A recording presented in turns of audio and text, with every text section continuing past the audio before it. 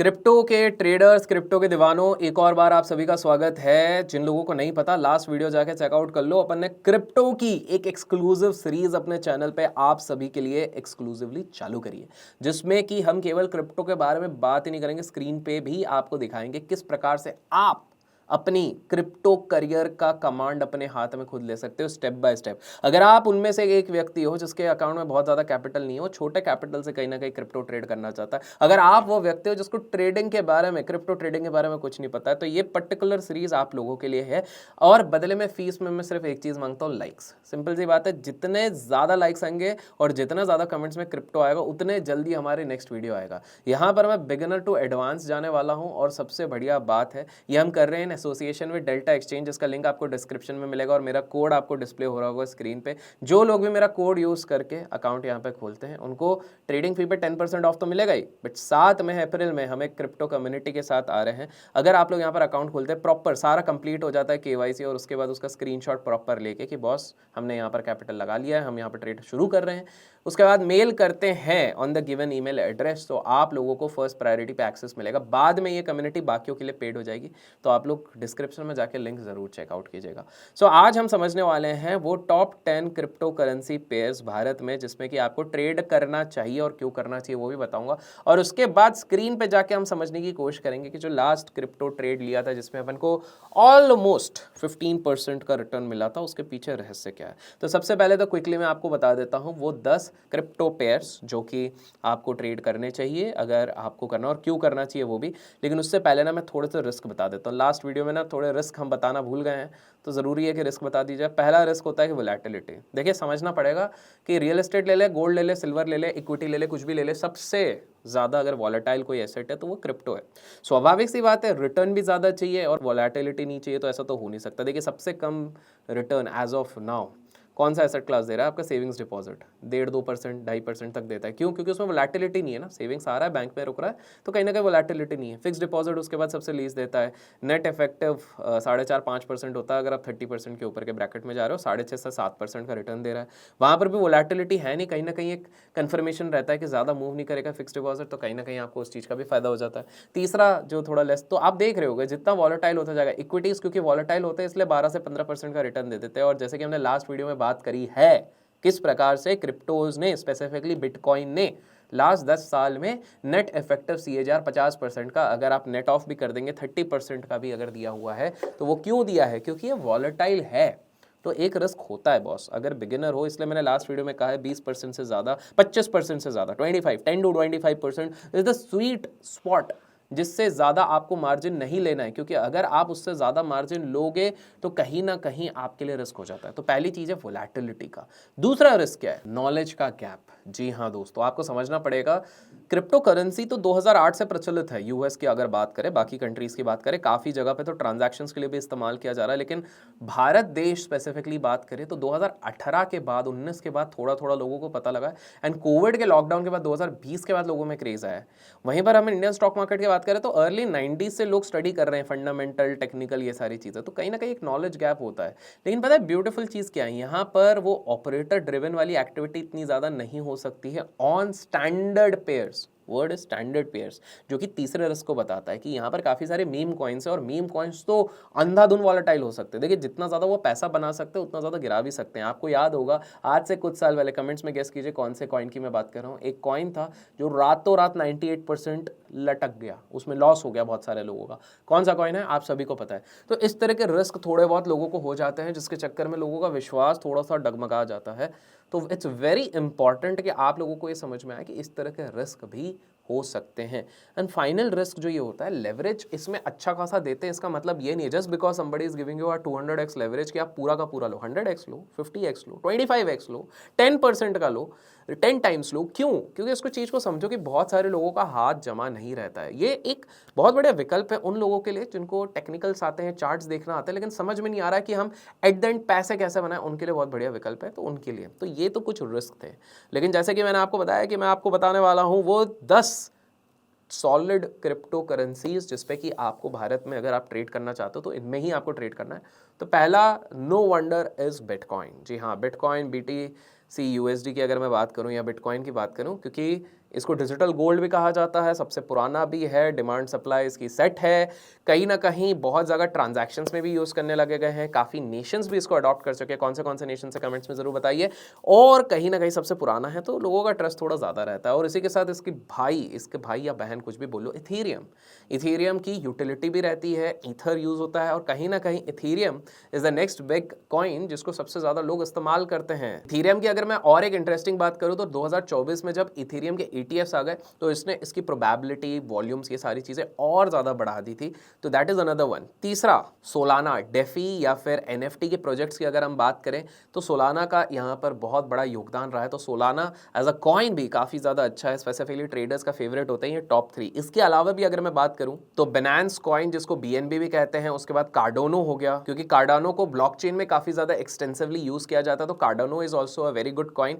इसके अलावा रिपल हो गया, XRP जिसको कहते हैं, ऑल्दो इसमें थोड़ा रेगुलेटरी हैसल्स रहता है तो ये रिस्की हल्का पुल्का हो जाता है। तो मैं पर्सनली रिपल पे या XRP पे मैं ट्रेड आप लोगों को सजेस्ट नहीं करता हूँ अनटिल अनलेस आपको खतरों का खिलाड़ी बनना है। इसके बाद ट्रॉन हो गया, जिसको TRX भी कहते हैं। देखिए, आप सभी को पता है कि एंटरटेनमेंट की इंडस्ट्री किस प्रकार से बढ़ रही है, एंड लेजेंडरी विद्या बालन ने क्या कहा है कि ये दुनिया सिर्फ एक ही चीज़ पे चलती है, एंटरटेनमेंट एंटरटेनमेंट एंटरटेनमेंट। तो उससे रिलेटेड अगर कोई कॉइन होता है तो वो ट्रॉन होता है। Tron is another beautiful coin.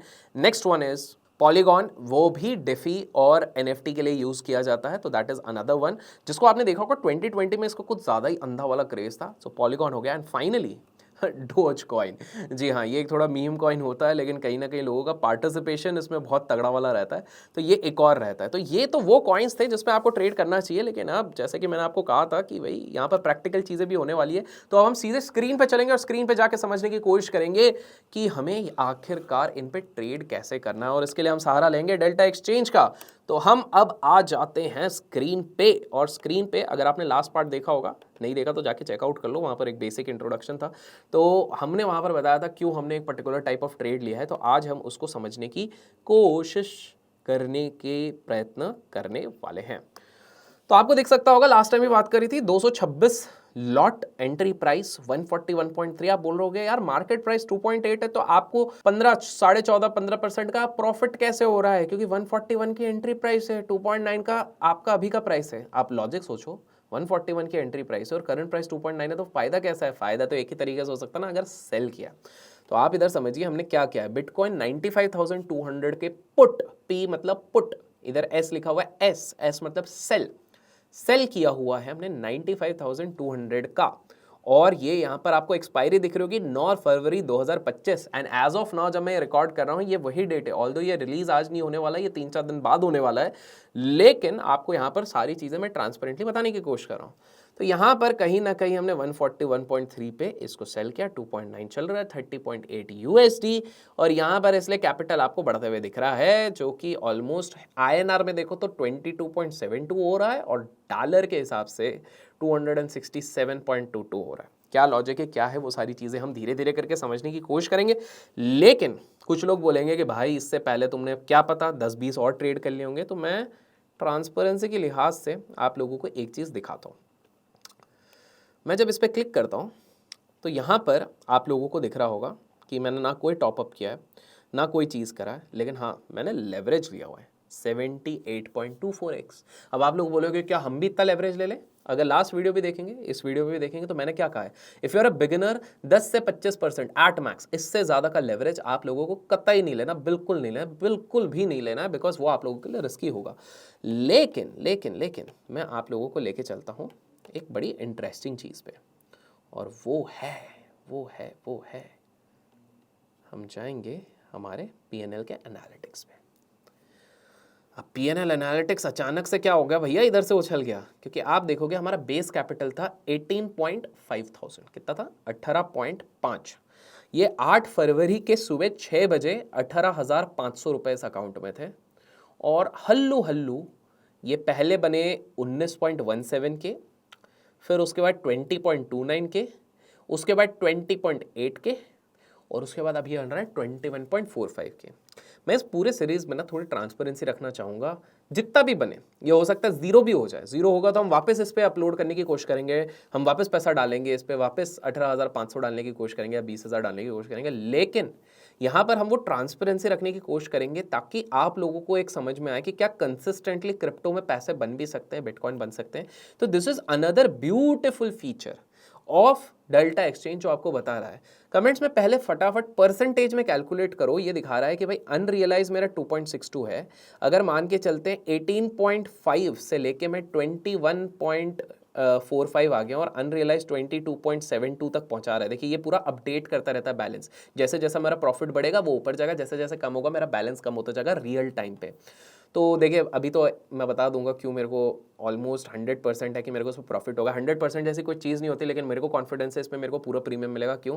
तो इस पर अगर हम 2.62 और ऐड कर देते हैं तो करीब करीब आप मान के चल लो 23,000।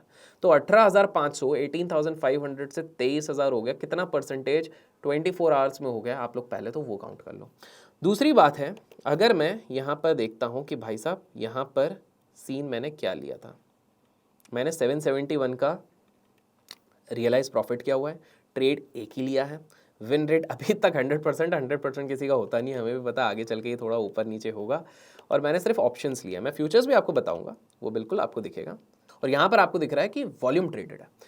वॉल्यूम ट्रेडेड क्यों ज़्यादा है भाई? सैटरडे को जब खा पी के आराम से सोने का समय है, वॉल्यूम इसलिए ज़्यादा है बिकॉज हमने लेवरेज लिया। हमने कितना लेवरेज दिया था? 77 टाइम्स का एक लेवरेज लिया हुआ है। तो कहीं ना कहीं वो वाली चीज़ है। अब कुछ लोग मेरे को जज करेंगे, भाई तुम खुद मना कर रहे हो लेवरेज नहीं लेना, तुमने खुद ने लिया है। बॉस मैंने क्या कहा है कि जो एकदम बिगिनर है उसके लिए क्लियरली मना है। आपका एक बार हाथ बैठ जाए, ट्रेडिंग करते करते आपका हाथ बैठ जाए तो आप बिल्कुल करो ना, किसने रोका हुआ है। अब हम जाएंगे पोजीशंस पे। यहाँ पर आपको पोजीशंस यहाँ पर पूरी तरीके से दिख रहा है कि बॉस ये हमारा पोजीशंस यहाँ पर दिख जा रहा है।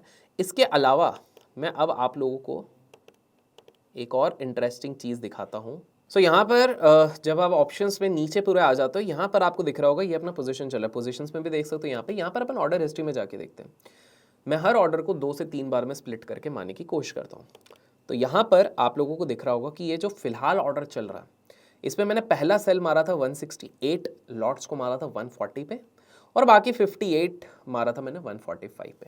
तो पहले तो 2-3 रीज़न हम समझने की कोशिश करेंगे कि आखिर मैंने ऐसा क्यों किया। तो हम चलते हैं उसके लिए, सिंपल सा है। और यहाँ पर आपको टाइम भी दिया हुआ है शाम को। इसके पहले मैंने कोई एक छोटा सा ट्रेड लिया था कल की एक्सपायरी पे, जिसका हल्का पुल्का मेरे को प्रॉफिट हुआ था, जिसमें मैंने करीब करीब 44, 45, 40, 44 और 50 पे मैंने कहीं ना कहीं इसको सेल किया था। और उसको मैंने कवर अप नहीं किया था क्योंकि मेरे को पता था वो जीरो पे मुझे मिल जाएगा। तो कहीं ना कहीं मेरे को BTC में वहाँ पर फ़ायदा हो चुका था। लेकिन अब सवाल ये उठता है कि अभिषेक भाई आप एक रीज़न बताओ, आपने क्यों पुट सेल किए थे कल क्रिप्टो में? तो क्रिप्टो में सेल करने के लिए हम पहले चलते हैं सीधे चार्ट पे। हमने किसका क्रिप्टो सेल किया था? हमने बिटकॉइन का। वैसे कमेंट्स में आप लिखो कि आप कौन से पेयर पे मुझे ट्रेड करना चाहते हो। चौथे 5वें वीडियो पे मैं उसी पर्टिकुलर पेयर पे ट्रेड करके आपको बताऊंगा। तो सबसे पहले ना आपको जैसे स्टॉक मार्केट में करते हैं वैसे ही आप एक बड़ा पिक्चर देखो, दैट इज 4 आवर के चार्ट पे अपन देखते हैं। तो 4 आवर के चार्ट पे मैंने जब इस पर्टिकुलर चार्ट को देखा तो मैंने इस ट्रेंड को देखा कि भाई पहले ऊपर गया, काइंड ऑफ ऊपर रेजिस्ट किया, उसके बाद नीचे आया। अब मेरे पास ना जो इमीडिएट 2 सपोर्ट थे वो ये थे। पहला ये, एक बार आपके लिए ड्रॉ कर देता हूं यहां पे, और दूसरा ये। सो मेरे लिए ये चीज क्लियर हो गई थी कि बॉस ये 2 ऐसे एरियाज हैं जहां पर कि बार बार बिटकॉइन एज ऑफ नाउ जब मैं रिकॉर्ड कर रहा हूं BTC USD इस जगह पे सपोर्ट लेने की कोशिश कर रहा है।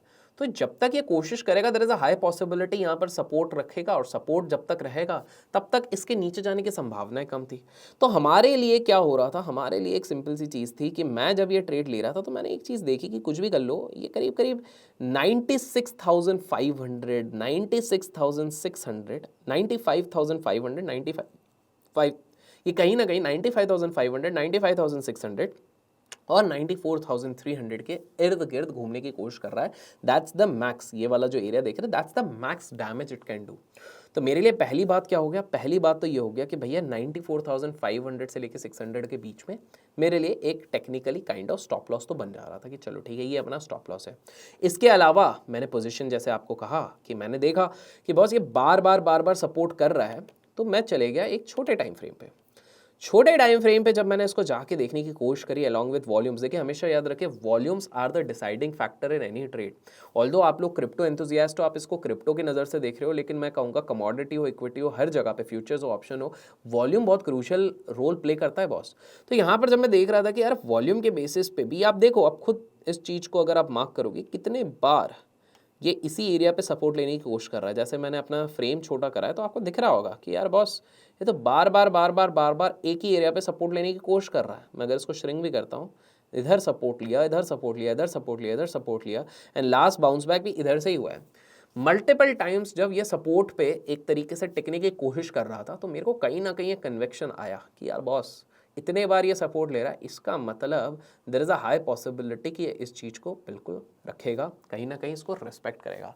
So that was another reason why I thought कि यार कहीं ना कहीं हमें पुट सेल करना बिल्कुल किफ़ायता पड़ेगा। और इसीलिए मेरे प्यारे दोस्तों, जब हम नीचे जाके देखते हैं अपने पोजीशन को, तो पोजीशन पे हमें क्या दिख रहा है, हमें पोजीशन पे ये चीज़ क्लियरली यहाँ पर दिख रही है। और इसीलिए हम ये देख सकते हैं कि जो हमारा पोजीशन है, पीएनएल एनालिटिक्स पे भी जाने के बाद हम जब देख रहे हैं तो हमारा पोजीशन अभी ऊपर ही जाते हुए दिख रहा है। ये रहा पोजीशंस पे आप देख रहे होंगे, ये कहीं ना कहीं हमको अच्छा खासा रिटर्न दे रहा है। अभी भी मार्केट प्राइस $2.9 है। मैं सोच रहा हूँ कि क्यों ना इसको भी खाया जाए, क्यों इसको बख्शा जाए, वैसे भी कुछ देर में इसकी एक्सपायरी है तो कहीं ना कहीं इसको खाया जाए। तो इस प्रकार से हमने करीब करीब 15% का रिटर्न बनाया। लेकिन अब आपके दिमाग में एक दुविधा होगी कि जनाब आपने पिछले वीडियो में हमको पूरा बेसिक तो समझा दिया, दूसरी चीज़ डेल्टा एक्सचेंज के फीचर जो इतने इंटरेस्टिंग है, लिंक डिस्क्रिप्शन में है, आप जाके बिल्कुल उधर अकाउंट अपना ओपन अप कर सकते हैं, वो भी आपने बता दिया। लेकिन आप हमें ये बताओ कि हमको अगर स्ट्रैटेजी बनानी है, नेकेड नहीं करना, स्ट्रैटेजी बनानी है, हमको ऑप्शन चेन सीखना है, तो उसके लिए क्या करना है? उसके लिए सिंपल सी चीज़ है भाई, आप लाइक करते जाओ इस पर्टिकुलर वीडियो को, जितना ज़्यादा लाइक होगा उतने जल्दी नेक्स्ट वीडियो आएगा। और साथ में कमेंट्स में क्रिप्टो लिखो, और साथ में मैं आप लोगों को बता दूं कि नेक्स्ट वीडियो में मैं आपको ना एक लाइव स्ट्रैटेजी बना के बता दूंगा और उसका रिजल्ट हम उसके अगले वीडियो पे देखेंगे। तो अगर आप लोगों को जल्द से जल्द वो वीडियो देखना है तो मैं इस वीडियो के बाद इस पर्टिकुलर पोजीशन $2.9 आप लोगों के लिए गवा दी है भाई। ऐसा बोल रहा हूँ जैसे पता नहीं कितने पैसे गवा दिए, बट $2.9 को अपन स्क्वायर ऑफ मार देंगे और आप लोगों के लिए एक धमाकेदार नेक्स्ट वीडियो बहुत जल्द से जल्द आएंगे। तो लाइक्स आप बिल्कुल कीजिए, डेल्टा एक्सचेंज का लिंक डिस्क्रिप्शन में लगा। Till then keep learning, keep growing, keep investing and keep trading.